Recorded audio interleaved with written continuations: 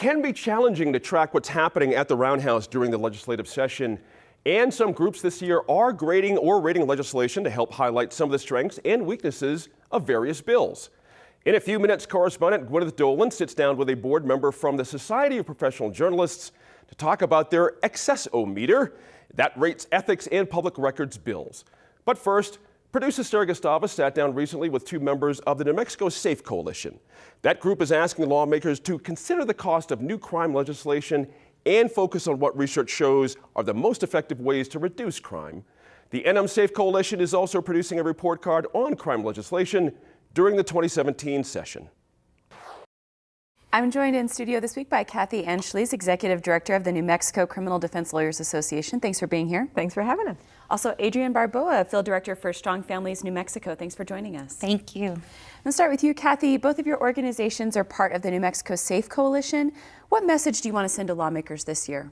We are hoping to send to lawmakers a message that it is much more important to pay attention and pay money to legislation and bills that help the communities and help victims and help victims' families, and stop wasting funding and money on bills that are not really affecting the crime rate in New Mexico.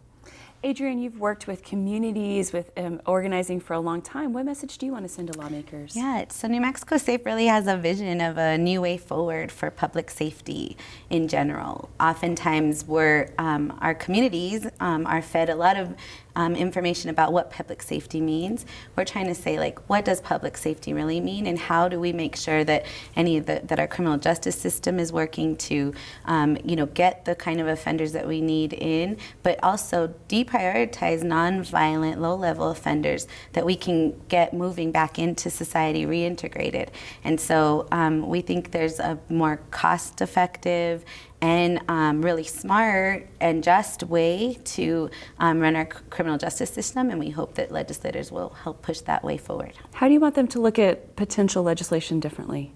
Well, one, we know that for far too long, many increased penalties have been coming through the Roundhouse, but never have the appropriate appropriations or money attached to them. So, there's a lot of real big talk around how do we get tough on crime, and what that usually equals in policy-wise is just increasing penalties.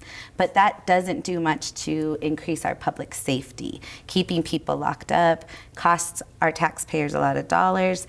Locking people up costs our taxpayers a lot of dollars, and we don't have a real way forward for how we increase public safety. This is a big issue this year, Kathy. New Mexico Supreme Court Chief Justice Charles Daniels recently told lawmakers the judicial system in New Mexico is, quote, on life support. Is this part of addressing that issue as well? We just heard yesterday at the legislature about the three-legged stool of the criminal justice system, which is the prosecution, the defense, and the courts, and how each of those parts of the stool are suffering from lack of funding right now. You've probably heard in the news about what's going on in Hobbs with the public defenders having to refuse cases. The district attorneys yesterday talked about the problems that they have with funding, and we heard from Chief Justice Daniels the serious nature of what's going on with the courts and their funding. Yes, this is something we want to pay attention to, as well as the bills that really would build up our communities and would really help people with treatment and other sorts of employment needs.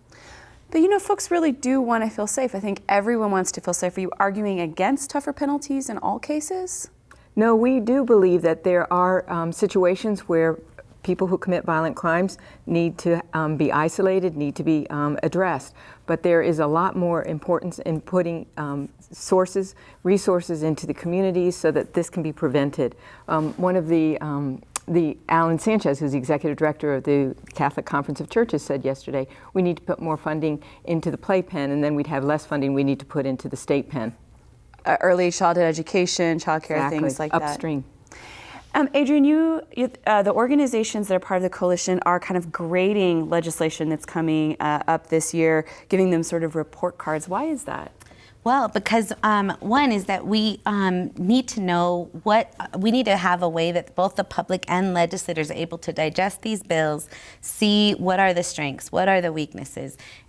We have this litmus test that actually takes it through, whether if this is safe, is it apolitical, is it fiscally responsible, and does it have evidence proven to increase public safety and prevent violent crimes. So that's what they'll be graded on, and we have a coalition of over 27 organizations that span the political spectrum and come in from differing opinions about how the political system should run. So we believe all our brains together can really look at these grades, decipher, find a non-political, bipartisan way to improve our criminal justice system. Kathy, is it using research-based analysis of legislation for what actually works to deter crime? There is some of that. We are really working with New Mexico resources and New Mexico organizations, and as Adrienne said, we have a wide range of members of the organization, of the coalition, that are looking at it from various perspectives. Somos Un Pueblo Unido, which serves immigrants, also Disability Rights New Mexico, Albuquerque Healthcare for the Homeless. I would imagine there might be some different priorities with all of those partners. What brings you together?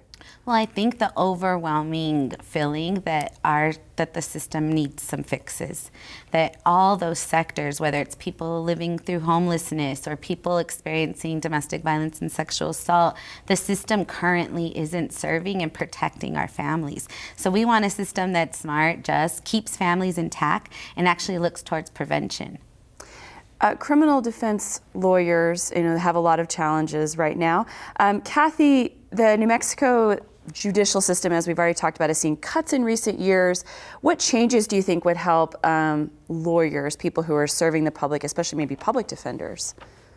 Well, of course, we've talked a great deal about the funding that's needed for public defenders so that they can really provide the resources and the time that they need to for their clients. A lot of people don't understand that in addition to just being in court, public defenders really work with their clients to find out what needs they have, to help them with mental health treatment or drug addiction, needs that their families might have as well. And it's really important that those be addressed as well in order to reduce continued crime.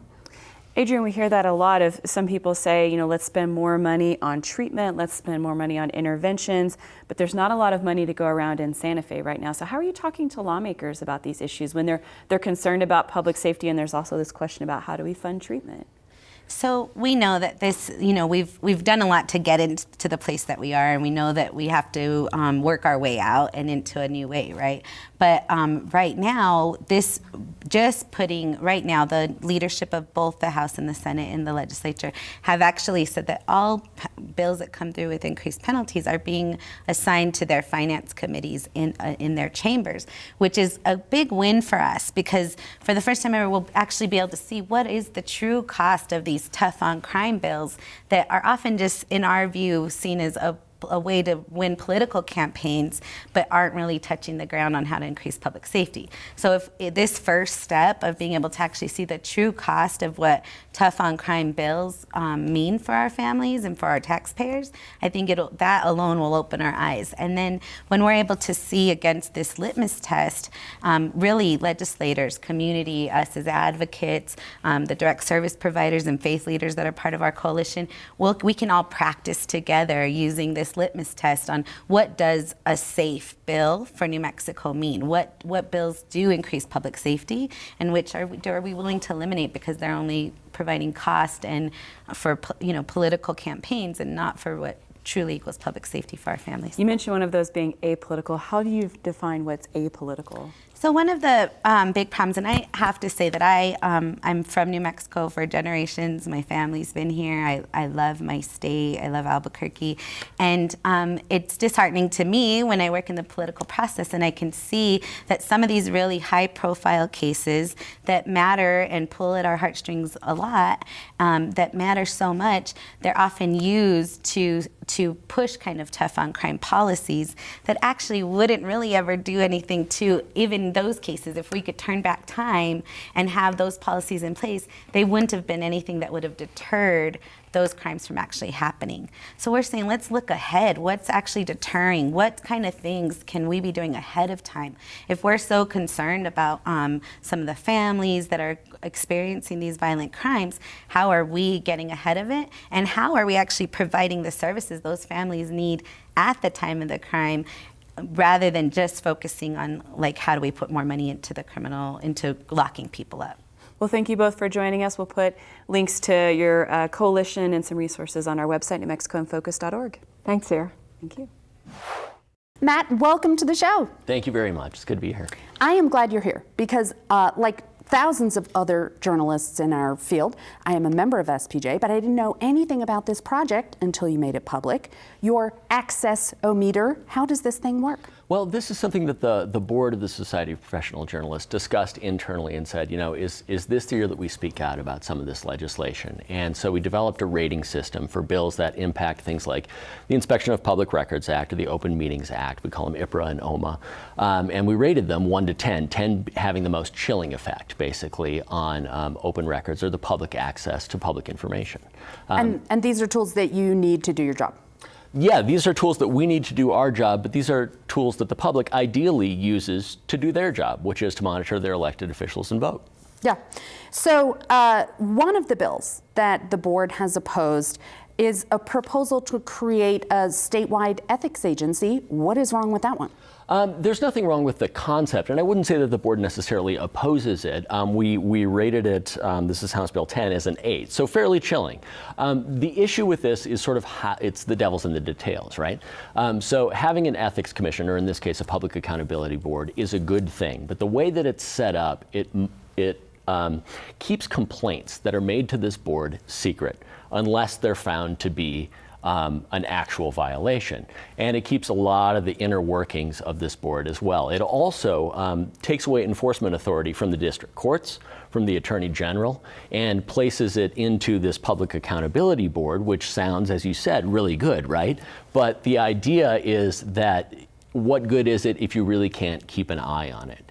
And so this is something that the board looked at and decided we need to raise awareness about this. It's not that the idea of an ethics commission is unworkable, that anything but. It's just that it really needs to be fine-tuned in a lot of cases. And that's so that journalists can monitor and write about what happens in an ethics commission, even if it's, you know, not found to have merit or move forward? It's in part so journalists can do it, but also so the public can do it. Remember, this is not the FBI investigating, you know, a private citizen where they say, you know, we can't confirm or deny because if your neighbors get wind that the FBI is investigating you, you're out of the neighborhood association. Right? No, but these are elected officials. These are people who asked for the privilege of serving the public, and we think that it's imperative that the public, in return, gets to look at what they're doing and how they're doing their job. And so that's really where the rubber meets the road for SPJ.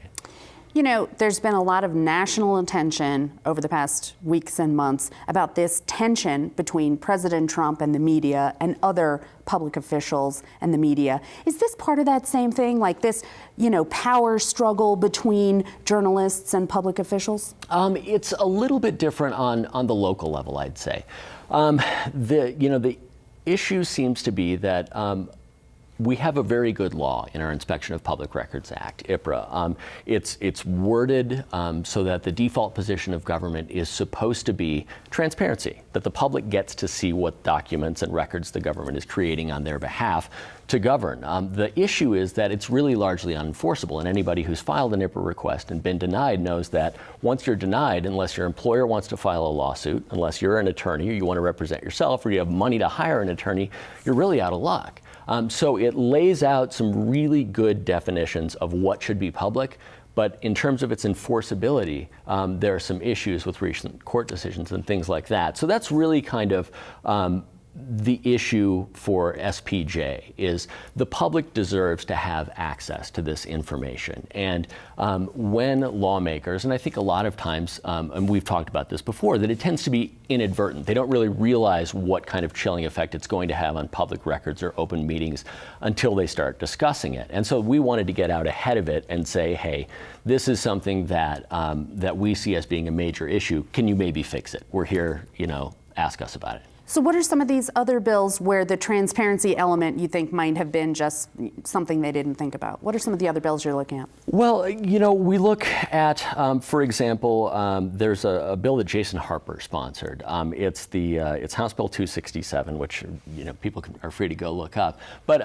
the result of it is that it would exempt some research data that's paid for with public dollars from public disclosure. Now, there might be very narrow exceptions that would be permissible, but oftentimes these bills are structured just with the wrong words. And you've been up there enough to know that a may versus a shall has a huge difference when you're trying to enforce a law. Similarly, we opposed or rated highly, I should say, Senate Bill 93, which is one that Mary Kay Papin and George Munoz worked on together, that would keep the names of applicants for public jobs secret.